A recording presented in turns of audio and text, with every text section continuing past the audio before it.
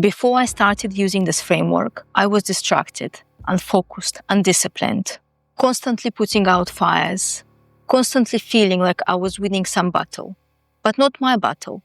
I was fighting somebody else's war, my employers, my inbox, whatever was screaming the loudest that day. And at the end of the week, I'd look back and I think, what did I actually do? The answer, nothing that mattered to me. And in the attention economy, it's so easy to lose focus, to spend your entire life winning somebody else's battles, but losing your own. I knew something was wrong, but I couldn't pinpoint what. But at first, I had to find out why things didn't seem right. And if you're not sure why something feels off, there is a framework for that. And it's called the 5 whys. It's a technique to analyze problems and get to the root. The idea is straightforward. You identify the problem and you keep asking why until you get to the root cause. Usually this takes about 5 times, hence the name. And the whole point of it is to diagnose the issue that then you can solve instead of fixing the symptoms. But here's the thing, it doesn't always work. And for me, it didn't for a long time. And the reason was because I wasn't being honest with myself. It just was easier that way, safer,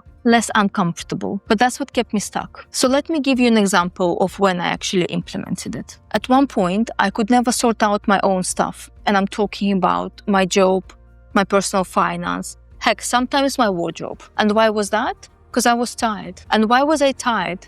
Because I ate badly and I was emotionally exhausted. And why did I do that? Because I've spent all my mental energy talking to people who were sapping up my emotions and helping them sort out their issues. And why was I doing that? Because I thought that I had to help them. And why did I think it mattered so much? Because I thought that my value in friendships was to be the fixer. And there it was. I built my entire identity around being the fixer and fixing other people's problems. I felt that I had no value otherwise and was neglecting my own life. And once I saw that clearly, I could change it. And it turns out there is already an existing framework that we could use to track what's important to us.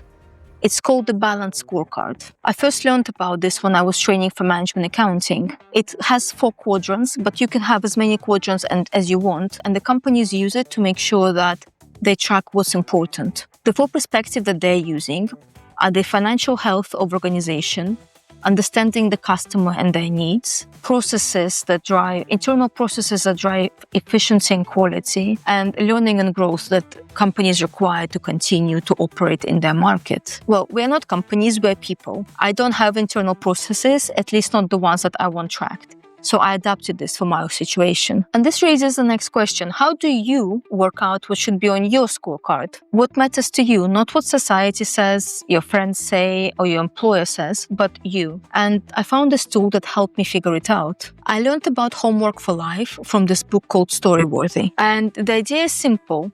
There is a story in every day of our lives. And all we do is log it. And you create a log somewhere. I created mine in a Google Sheet. And you just note 2 things. The date and a tiny reminder of what happened that day and how it made you feel. That's it. 1 line, maybe 2. It takes a minute max. It's not a journal. It's not a diary. It is simply what happened that day. I started doing that, but I couldn't find the story, so I adapted it a little bit by noting everything that happened during that day. And after a couple of months, I started noticing things, such as how I felt after I went to certain events and how I felt after I ate certain foods. I've realized that I've been a member of this club for years, but recently, every time I've been going there, I've been coming back deflated and not really inspired. So I stopped going. And through these daily logs, I finally understood that it was draining me. I also noticed how many social interactions I need on a weekly basis to not feel lonely.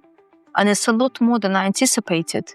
All this gave me a foundation of what I should be tracking in my Balanced Scorecard. Before, I would have guessed or made assumptions in terms of what mattered, but now I had data to understand what matters to me. And that's what Homework for Life did. It showed me what actually matters to me.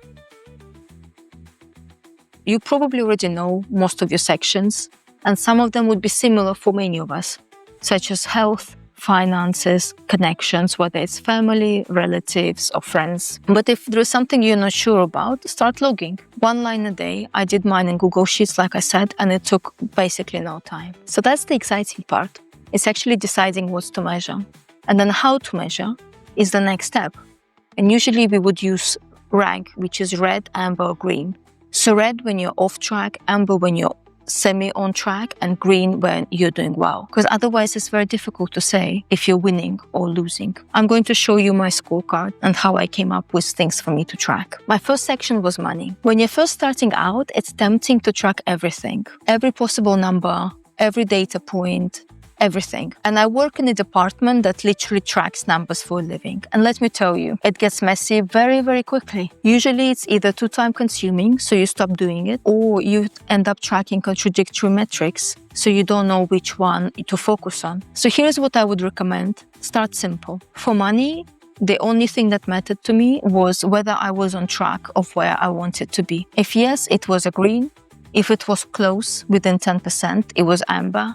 And anything else was red. That's it. All I did was look at one question. And then as a separate exercise, I would figure out why I was out. And I could use 5 whys for that. But the scorecard itself, one simple question. And your metrics could be different. They could be the debt outstanding and how much you paid it down. Your investment portfolio growth. Your savings rate, maybe income from your side projects, or salary progression. I would pick between 1 and 3 that really matter to you. And if you don't know which one to pick the ones that are most important. So the ones where if you lose them, you will lose overall. My second category for the scorecard was relationships. And here I tracked 2 things. The first one was how many deep connections I had. And the other one was how do I feel overall? Do I feel connected or do I feel isolated? Now, this one was a lot harder to quantify than money because it's hard to quantify connections. But overall, you know how you feel. And this is where Homework for Life helped me because it gave me a general purpose of how I was feeling every single day. For me, it was red a few years ago. I was working very long hours, completely wrapped up in my job. And I let a lot of my connections slide. Sometimes professional success and personal don't necessarily balance out. There will be periods where you're choosing to go harder in a particular direction. And this framework is useful because you can see where things are going and take action if it's not where you want it to go. My third category is health. And for that, I just tracked my size and how strong do I feel. And I chose these areas in particular because when I did the 5 why exercise, I realized that they essentially underpin everything. And the last category, which I've started tracking recently, is the future or mission. And this is what I'm working towards, this YouTube channel. You might also have a YouTube channel, because congratulations, this has been a lot rougher than I was expecting. Or you could have other future ambitions. It could be a side hustle. It could be mentorship. It could be a wonderful holiday you're planning towards. So now you've got your 4 quadrants. You know what you're measuring. How do you actually use it? Here's how I do. I sit down every quarter. It doesn't take long, about 30 minutes. And I look at each quadrant and I actually ask, have I done red, amber, or green this month? And what this shows me is what I need to focus on for the next quarter. It's all the ambers before they become reds, ideally. Or if you've got many reds, fixing the reds. And I also ask myself 2 questions. Did I mean to do this or did it just happen? If it's intentional, that's fine. We all make trade-offs.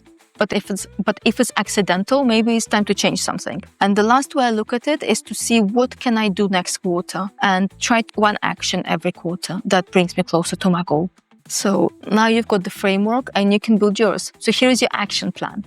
Start with your Homework for Life and understand what's making you happy or unhappy. If you have any problems you would like to look at, do your 5 whys and understand their root cause so you're solving for the right thing. Choose your quadrants or your sections that you'll be tracking. Pick 1 to 3 metrics in each section that will drive your success or failure for those.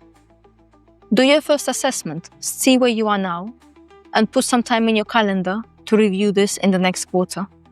And if you do this continuously, no more fighting other people's battles. No more feeling productive but not actually understanding what happened to your time.